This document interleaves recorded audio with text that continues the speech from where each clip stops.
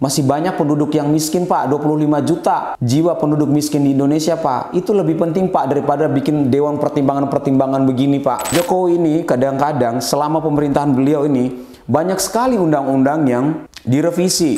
Kok cara mengelola kita negara makin kacau. Jadi negara ini seperti dikelola oleh sebuah keluarga, bukan lagi dikelola oleh orang-orang yang paham bagaimana membangun sebuah negara yang besar, membangun negara yang kuat.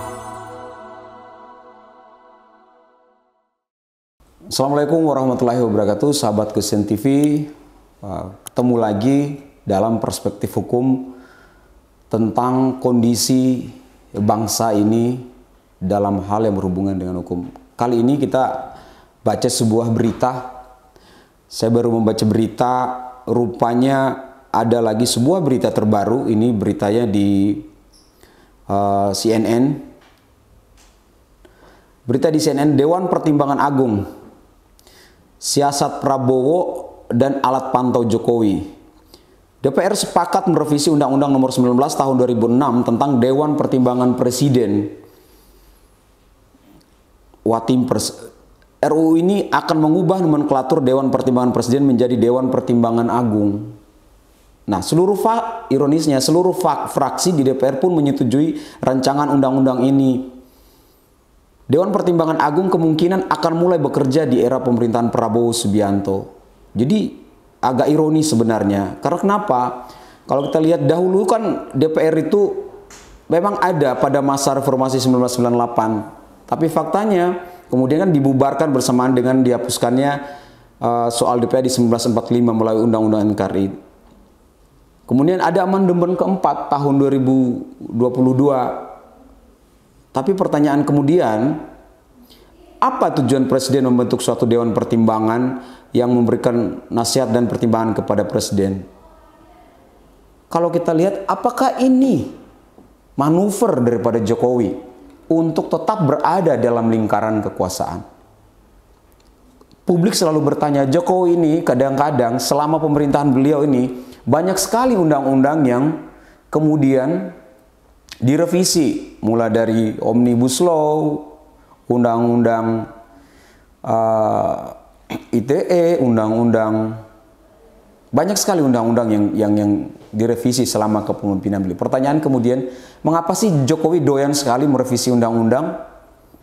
Kemarin yang heboh tentang Tapera, tabungan perumahan rakyat sebagai bentuk pelaksanaan dari undang-undang BPJS dan segalanya, banyak sekali di undang-undang Jokowi selama ini yang benar-benar diubah, direvisi. Ada apa sih? Harus ada bentuk lagi Dewan Pertimbangan Agung, Dewan Pertimbangan Presiden. Ini kan orang-orangnya kan diisi aja oleh mereka yang sebenarnya oknumnya itu aja. Supaya kenapa mereka bisa menggenggam kekuasaan ini sampai mereka mampus, sampai mereka kemudian mati. Ada ungkapan dulu presiden, kemudian anaknya tidak tertarik untuk menjadi aktif dalam terlibat politik. Tahu-tahu tiba-tiba anaknya menjadi wakil presiden. Kemudian sekarang ada lagi digadang-gadang anaknya lagi satu akan menjadi gubernur. Seolah-olah negara ini adalah berada dalam lingkaran kekeluargaan mereka saja. Jangan-jangan nanti cucunya Jan Etes presiden untuk 2045 bisa jadi, atau di tahun-tahun berikutnya. Ini kita nggak tahu. Jadi negara ini seperti dikelola oleh sebuah keluarga, bukan lagi dikelola oleh orang-orang yang paham bagaimana membangun sebuah negara yang besar, membangun negara yang kuat. Fondasinya itu harus kuat. Tapi kalau tiba-tiba muncul seorang pemimpin yang tidak paham bagaimana cara bernegara, itu jangan salahkan itu. Apalagi misalnya IKN. Apakah Prabowo sampai saat ini benar-benar berkoar-koar bahwa dia akan melanjutkan IKN?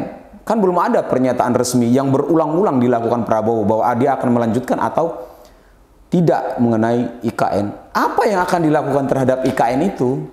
IKN itu negeri yang sepi. Seandainya semua infrastruktur itu ada, tetapi jumlah penduduknya di sana itu kecil, maka pertumbuhan ekonomi juga sangat kecil. Apalagi hanya diisi oleh orang ASN dari pusat. Apakah mereka ikhlas? Kalau ditanya tuh seluruh ASN itu, saya yakin 90% itu mengeluh dalam hatinya. Untuk apa kami pindah jauh-jauh ke IKN ini? Itu habis dana negara nantinya di situ untuk pembiayaan di IKN. Jadi kita lihat kok cara mengelola kita negara makin kacau. Sekarang muncul lagi DPR akan membentuk Dewan Pertimbangan Agung. Aduh, apa-apaan ini? Mestinya Pak Jokowi, Anda ketika di akhir kepemimpinan Anda, buatlah suatu terobosan yang benar-benar itu ada relevansinya dengan kepentingan bangsa. Ayo Pak Jokowi, Anda itu sudah status sekarang sudah sebagai negarawan. Bukan sekedar bapaknya Gibran, bukan sekedar cucunya, bukan sekedar kakeknya Jan Etes, Pak. Bukan sekedar mertuanya Bobi Nasution, Pak. Anda harus paham bahwa negara ini masih banyak penduduk yang miskin, Pak. 25 juta jiwa penduduk miskin di Indonesia, Pak. Itu lebih penting, Pak, daripada bikin dewan pertimbangan-pertimbangan begini, Pak. Ini akan menghabiskan juga anggaran untuk menggaji mereka, padahal kerjanya cuma duduk. Cuman duduk main handphone. Apa sih kerjaan departemen termasuk staf-staf ahli itu? Pemborosan uang negara, Pak. Pembentukan badan, segala macam badan, banyak badan inilah, badan itulah. Itu wakil menteri aja tuh kadang-kadang nggak berfungsi. Jadi kita ini setiap hari melihat uang negara itu dipakai hanya untuk bentuk ini, bentuk itu, bentuk sono, bentuk sini. Tak ada kejelasan, macam-macam aja. Ada staf ahli, di sekarang Dewan Pertimbangan Agung lagi. Itu nggak penting. Toh pada akhirnya kan orang-orang ini kan yang orang-orang yang berada di lingkaran oligarki, orang-orang yang kemarin yang mendukung Pilpres kemarin. Apakah ini memang strategi untuk memenangkan Prabowo di kemudian hari atau untuk lagi mencalonkan Gibran sebagai presiden apabila tiba-tiba suatu saat Prabowo tak mampu baik secara fisik maupun secara mental untuk memimpin bangsa ini? Ayolah. Jangan buat negara kita ini seperti negara main tunjuk, kau jadi ini, kau jadi ini, kau jadi ini, kau jadi ini. Nanti besok keluar surat pengangkatannya, gaji udah tenang aja. Saya kok presidennya. Jangan begini, Pak. Pikir, Pak Jokowi, rakyat itu mencintai Anda, katanya Anda itu adalah presiden terbaik Republik ini, Pak. Kita tidak bicara dalam konteks kita membenci personalitinya, tidak. Tapi kita membenci bagaimana pemerintahan ini harus dikelola oleh orang-orang yang benar-benar paham bernegara, paham bahwa Indonesia itu 17.000 pulau lebih itu, suku, berbagai macam suku, agama itu harus benar-benar diisi oleh orang-orang yang kompeten, yang ada ahlinya. Kalau mau, pilihlah orang-orang dari pelosok Papua sana yang punya kemampuan baik.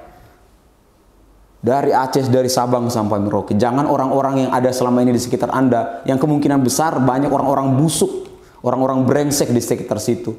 Ini kan hanya persoalan bagi-bagi jabatan, bagi-bagi kue kekuasaan. Ya mungkin kemarin belum kebagian jatah dari pemenangan Pilpres Prabowo, sekarang baru dipilih lagi. Dibuat dengan segala macam perubahan-perubahan perundang-undangan.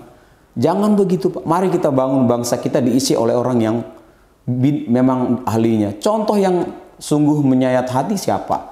Hadi Cahyanto menjadi Menteri Pertanahan, mantan Panglima TNI Angkatan Udara yang biasa terbang, yang memahami kedirgantaraan, disuruh ngurusin tanah. Belum sampai masa jabatannya berakhir, diganti lagi oleh anaknya SBY, Agus Harimurti Yudhoyono, ngurusi tanah. Tiba-tiba ditelepon sama Menteri Sekretaris Negara, AHY, besok datang ya di istana ya, kalau kau mau jadi menteri, datang AHY. Disumpah jadi menteri termuda. Padahal dia ngurus tanah aja nggak becus. Saya berapa kali bermohon audiensi, nggak pernah diladenin. Padahal saya pengen audiensi langsung dengan AHY. Saya nggak ngerti batang hidungnya gimana dia nggak berani. Padahal dia seorang menteri, mantan angkatan. Tidak punya mental untuk beraudiensi dengan masyarakat. Ini ada apa? Orang yang bukan bidangnya disuruh untuk mengurusi suatu bidang yang memang dia bukan ahlinya. Tunggulah saatnya kehancuran itu kalau negara ini dipimpin oleh orang-orang yang tidak kompeten di bidangnya. Kerusakan itu akan nyata terjadi. Jadi karena itu kita berharap negara ini dikelola oleh orang-orang yang benar. Janganlah dibentuk lagi segala macam Dewan Pertimbangan Agung. Namanya aja Dewan Pertimbangan Agung. Agung dari mana? Wong Kejaksaan Agung itu apakah itu agung? Masih banyak oknum kok. Mahkamah Agung, namanya aja agung. Apakah di situ juga agung semuanya? Masih banyak oknum kok. Masih banyak orang-orang yang brengsek di negara ini yang memang pengen menikmati kue kekuasaan, pengen menikmati kucuran dana APBN, walaupun mungkin itu hanya untuk mempertebal dompet dia. Jangan, tolong dipertimbangkan DPR kita. Jangan asal membuat Indonesia ini kebanyakan undang-undang, kebanyakan peraturan, tetapi hukumnya nggak pernah tegak. Rusak, benar-benar rusak. Karena itu kita berharap bahwa ini harus dipertimbangkan, Dewan Pertimbangan ini harus dikaji ulang lagi. Sudah saatnya negara kita dikelola oleh orang-orang yang paham, bukan hanya sekedar tahu politik, bukan hanya sekedar rakus dengan politik, tapi memang benar-benar mereka punya niat baik membangun bangsa ini. Terima kasih. Pesan yang ingin disampaikan adalah buatlah negara ini menjadi besar, dikelola oleh orang yang kompeten di bidangnya. Assalamualaikum warahmatullahi wabarakatuh. Sampai jumpa.